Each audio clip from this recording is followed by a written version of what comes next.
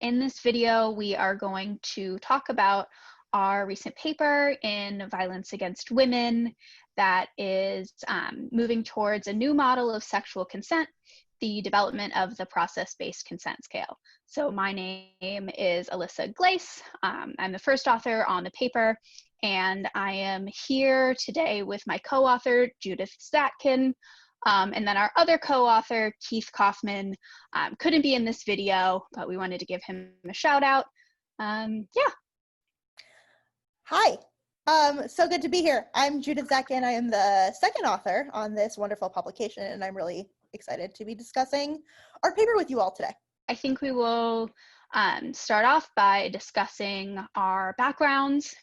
So I really got into doing this work, researching sexual violence and consent from doing advocacy work with survivors, and I really saw the need for prevention and intervention at a higher level. And so that is a lot of what drove me to go to grad school and to start doing this kind of work.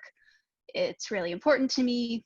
I am currently working on my dissertation about third-party perceptions of sexual consent and claims of consent miscommunication and how those can be used to justify sexual violence.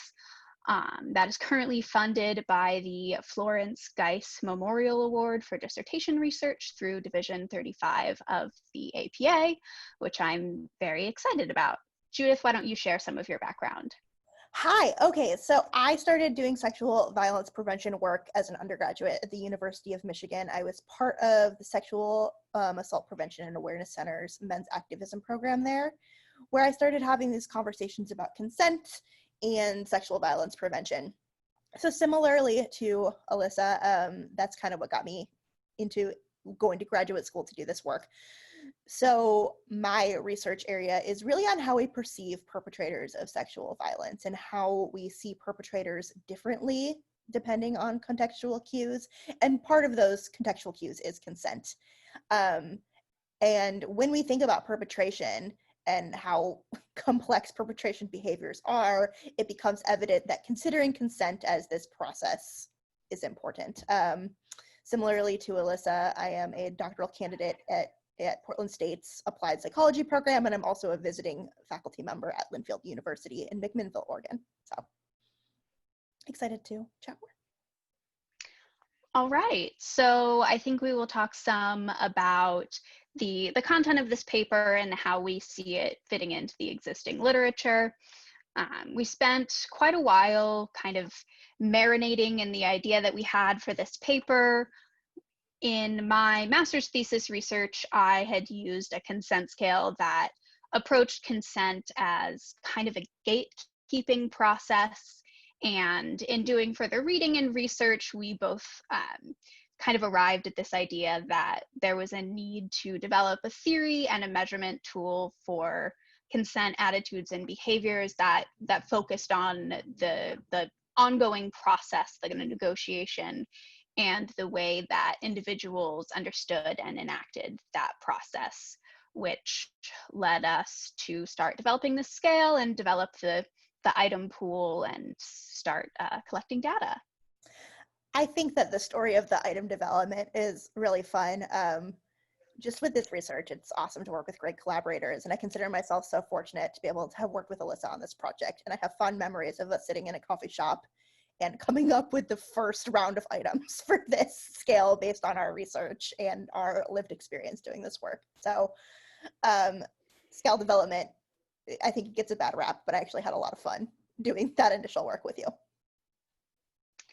I definitely agree. I think that this has been a really enjoyable process, and even though the final document is obviously very much geared at researchers, at people that are really specialized in doing this kind of work.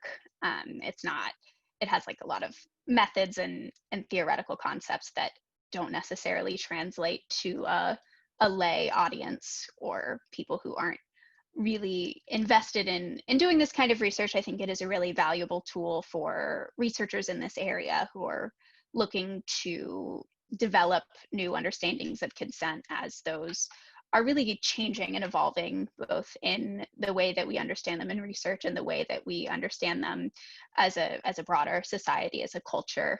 There are a lot of really important discussions going on about sexual violence and consent, and I am happy to have done work that I feel can contribute to that. Absolutely. And I think that's a really good point about how we often think of scale validation and psychometric work in general as this very academic ivory tower process. But my hope for this scale is that it can be used in a variety of ways, and that we can continue doing work that will help it translate to places like college campuses, right? Places that are trying to learn more about how their community perceives sexual consent and practices sexual consent. Yeah, and along those lines, I think that there are a number of future directions that we can take from this research. I think that an important thing to do is that, you know, obviously this is a preliminary development paper, and the scale could definitely use validation in a larger sample, validation in different samples in terms of age and culture and racial background. I think that there's definitely more that we can do to support the validity and the development of this scale, and I think those will be some important next steps. More samples. Also, when we think about sexual violence perpetration, because it's hard to not think about perpetration when we think about consent, those two constructs are so well paired. There's this discussion about what types of perpetrators we measure, right? So I think it would be interesting to consider perpetrators who are incarcerated or convicted. We validated the scale with a community sample, and the subscale of subtle coercion does show some potential perpetration factors. So it would be interesting to consider how this view of consent and this scale could be used perhaps with like pre and post offender treatment for those who are in mandatory counseling, community treatment programs, or even who are incarcerated for a sexual offense. Yeah, I definitely think that that's an important future direction that can really translate this work into application in a way that could be really important, and that ultimately I hope, and I know that my co-authors hope, can be used to actually impact this issue in the real world, because it is really important. So that is most of what I had to say. Judith, do you have anything else? I'm just laughing. We're giving ourselves away as applied psychologists here, but I think that's a good thing. And I think this project really represents traditional methods that can be used for real world techniques. So excited to see where this goes, excited to chat about it. And again, this was a pleasure to work with you on this paper, Alyssa. So yay. Yeah, I absolutely agree. You have been a fantastic co-author, and this has been great. And I really hope that the people who read this work get a lot out of it.